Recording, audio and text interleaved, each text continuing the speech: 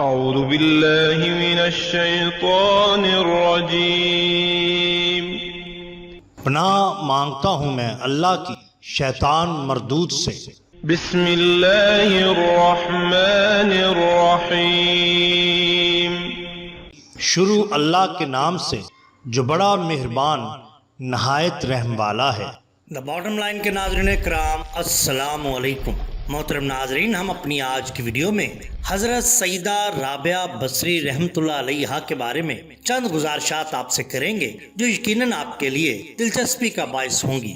ناظرین، کسی شاعر نے نذرانہ عقیدت بارگاہ رسالت سرور کائنات محمد رسول اللہ صلی اللہ علیہ وسلم کچھ یوں پیش کیا: عاشق ہے جس پر عشق وہ عشق رسول ہے، جس دل میں تیرا عشق وہ وحدت کا پھول ہے، آقا تمہارے نام پر سب کچھ نثار ہے، عشق محمدی کا یہ پہلا اصول ہے، مدح بیان کروں کیا اوقات ہے میری، قرآن سارا دیکھیے نعت رسول ہے، مرضی خدا کی مرضی احمد کا ہے کمال، اچھا یہی عاشقی میں نرالا اصول ہے، سگ ہوں میں اہل بیت کا مجھ کو فخر ہے، یہ عشق اہل بیت ہی عشق رسول ہے، ان کے کرم کی بات سے توقیر ہے میری، خورشید بھی تو آپ کے قدموں کی دھول ہے، عنایت رب العالمین برہان الاتقیاء عابدہ ساحلیہ زاہدہ عارفہ کاملہ حضرت سیدہ رابعہ بصری رحمۃ اللہ تعالی علیہا کا شمار اللہ تعالیٰ کی برگزیدہ خواتین میں ہوتا ہے۔ آپ شب و روز عبادت الہی میں مشغول رہتی تھیں اور کثرت سے گریہ زاری کرتی رہتی تھیں۔ جب آپ سے کثرت گریہ زاری کرنے کا سبب پوچھا گیا تو آپ نے فرمایا، میں تو اس کے فراق سے خوفزدہ ہوں جس کو محفوظ تصور کرتی ہوں، اور کہیں ایسا نہ ہو کہ نزع کے وقت یہ ندا آ جائے کہ تو ہماری بارگاہ کے لائق ہی نہیں۔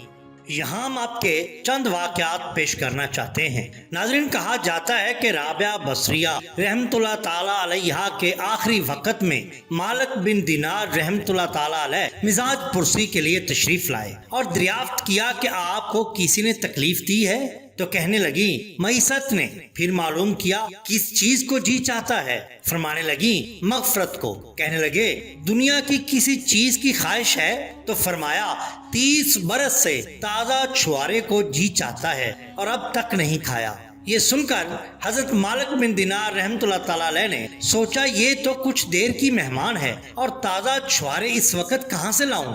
اسی اثنا میں کیا دیکھتے ہیں کہ اچانک غیب سے ایک پرندہ نمودار ہوا اور اس پرندے نے ایسا عمدہ چھوارا ان کے سامنے لا ڈالا جو کبھی نہ دیکھا نہ کبھی سنا۔ چنانچہ وہ فوراً اس کو لے کر حضرت رابعہ بصریہ رحمۃ اللہ علیہا کی خدمت میں حاضر ہوئے تو دریافت کرنے لگی یہ کہاں سے آیا؟ جب تمام صورتحال کا علم ہوا تو بولی واللہ عالم، پرندہ کس کے باغ سے لے آیا میں نہیں کھاؤں گی، بس اب تو اپنے پیارے رب کے پاس ہی جا کر کھاؤں گی۔ پھر فرمایا اب مجھ کو تنہا مکان میں میرے اکیلے خدا کے ساتھ اکیلا چھوڑ دو۔ یہ سن کر سب لوگ مغموم ہو کر رخصت ہو گئے اور مکان کا دروازہ بند کر دیا۔ اسی مکان کی طرف سے غیبی آواز سنائی دی۔ ترجمہ: اے مطمئن روح، تو خوشی خوشی اپنے پروردگار کے پاس چلی آ جو تجھ سے راضی ہے۔ چنانچہ دروازہ کھول کر دیکھا تو زندہ دل رابعہ رحمۃ اللہ علیہا کی روح کف سے انصری سے پرواز کر چکی تھی۔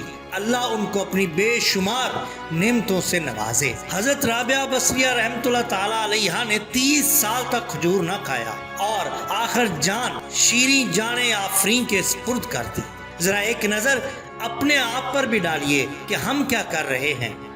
آپ رحمت اللہ تعالیٰ علیہا چونکہ ہر وقت اللہ تعالیٰ کی عبادت میں مصروف رہا کرتی تھیں، لہذا دنیا کا خیال آپ کے دل کے کسی گوشے میں بھی نہ تھا۔ یہی وجہ ہے کہ آپ رحمت اللہ علیہا نے عمر بھر شادی نہ کی۔ آپ رحمت اللہ علیہا کو کئی لوگوں نے شادی کی پیشکش کی، لیکن آپ نے شادی کی ان سب پیشکشوں کو اس لیے مسترد کر دیا کہ آپ رحمت اللہ تعالی علیہا حسب سابق یکسوئی اور تندوئی سے اللہ کی عبادت جاری رکھ سکیں اور اس میں کوئی رکھنا نہ آئے۔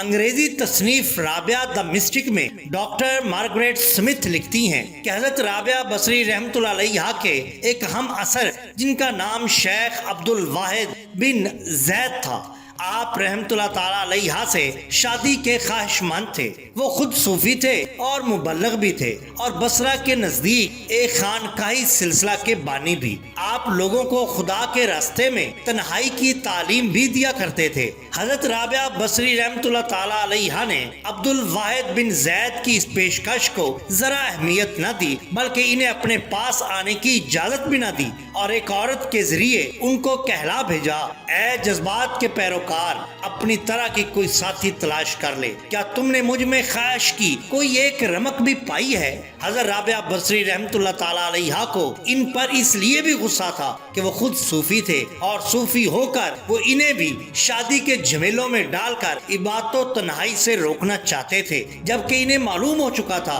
کہ وہ ان کا جسم، ان کی جان، ان کی روح، بلکہ سانسیں تک بھی اللہ کی امانت ہیں اور وہ ایک گھڑی بھی اللہ کے بغیر نہیں گزار سکتی۔ اس لیے وہ شادی کے بندھن کو خدا کے ساتھ تعلق میں ایک رکاوٹ سمجھا کرتی ہیں، لیکن وہ صوفی ان تمام باتوں کے باوجود آپ سے شادی کے خواہشمند تھے۔ یقیناً لوگوں نے اس وقت ان کو صوفی کی بجائے ایک جعلی صوفی کے لقب سے یاد کیا۔ ناظرین کرام، یہ شان ہوتی ہے اولیاء اللہ۔ اگر آپ کو ہماری یہ ویڈیو پسند آئی ہو تو لائک کیجئے، سبسکرائب کیجئے ہمارے چینل دا باٹم لائن کو، تاکہ ہم آپ کے لیے اور بھی بہترین ویڈیوز لا سکیں۔